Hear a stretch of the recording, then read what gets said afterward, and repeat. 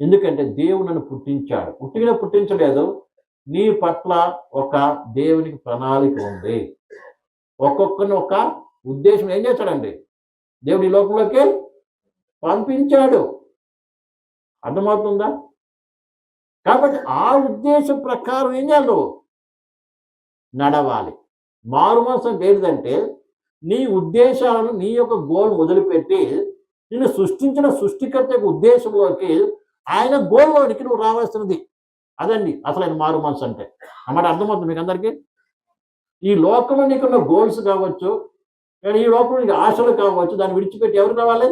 నా సృష్టికర్తను కొరకు నా జీవితాన్ని అప్పగించుకుంటున్నా. ఆయన నన్ను ఏం చేయాలి? ఆయన చిత్తం నేను చేయాలి. ఎందుకంటే వాక్యం చెప్తుంది, దేవుని చిత్తం చేయువాడే ఏమవుతాడంట? రక్షింపబడతాడు. దేవుని చిత్తం మెయిన్ అయిన చాలా మంది అడుగుతారు కదా, దేవుని చిత్తం, దేవుని చిత్తం, దేవుని చిత్తం. సరే, మనం ఏమంటే ఏదో చదువు విషయంలో కావచ్చు, జాబ్ విషయంలో కావచ్చు, బిజినెస్ విషయంలో కావచ్చు, ఏదో అడుగుతుంటాం. ఏమని దీని విషయం దేవుని చిత్తం ఏమిటి?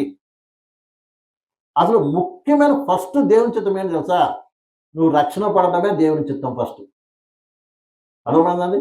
ఏం పొందడం? రక్షణ పొందడమే దేవుని చిత్తం ఫస్ట్.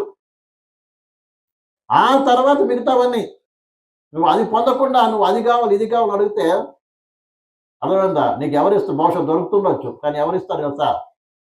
సైతాన్ని ఇస్తాడు నీకు. అమ్మాయి అర్థమవుతుందండి? ఎవరిస్తారు నీకు? ఎందుకంటే ఆల్రెడీ మనం ఎక్కడున్నాం? సైతాన్ అధికారంలో ఉందాం. ఏ వ్యక్తి అయితే పాపములకు మారు మనసు పొందలేదు, రక్షణ పొందలేదో ఆ వ్యక్తులు ఎక్కడున్నారు? సాతాను యొక్క అధికారంలో ఉన్నారండి. వింటున్నారా? ఒకవేళ నువ్వు ప్రార్థనకు వస్తుండొచ్చు, ప్రార్థన చేస్తుండొచ్చు, ఏం చేస్తుండొచ్చు, అంటిల్ నువ్వు మారు మనసు పొంది రక్షింపబడకుండా ఎంతకాలం ఉంటావు అంతవరకు అది మీద ఎవరి అధికారం ఉంది? సాతాను అధికారం ఉంది. సైతాను కూడా ఏం చేస్తాను? నిన్ను నడిపిస్తాడు. ఎందుకంటే నీ బాండింగ్ ఎక్కడ ఉంది? ఆయనతో ఉంది. ఎప్పుడు సైతానుకు నీకు అర్థమవుతుందా? సైతాను నీకు ఎప్పుడు బంధం తెగిపోతుందంటే, ఎప్పుడైతే నేను పాపిని అని గ్రహించి నా పాపాల కొరకు ప్రభువైన యేసుక్రీస్తు కల్వారి శిలువ నా కొరకు ఏం చేశాడు? మరణించాడు. కాబట్టి ఆయనతో నాకేముంది?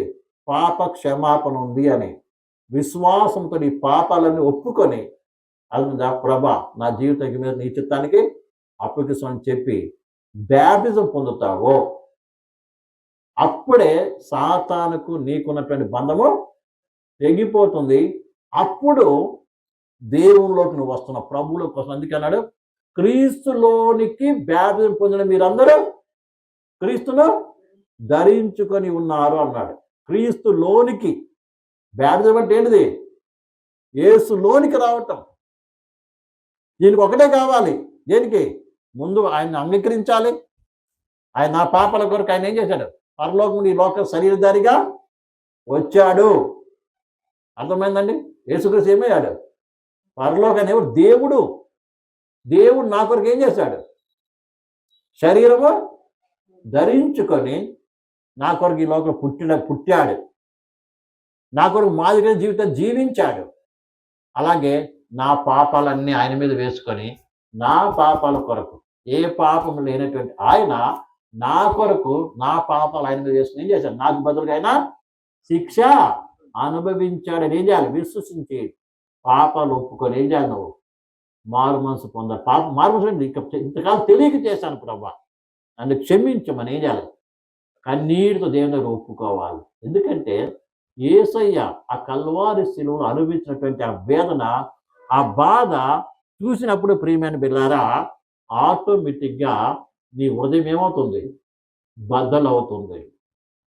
ఎందుకంటే నీ కొరకు ఒక వ్యక్తి ఏమవుతున్నాడు? అక్కడ దెబ్బలు తిన్నాడు, తలకు ముళ్ళకీటం పెట్టబడింది.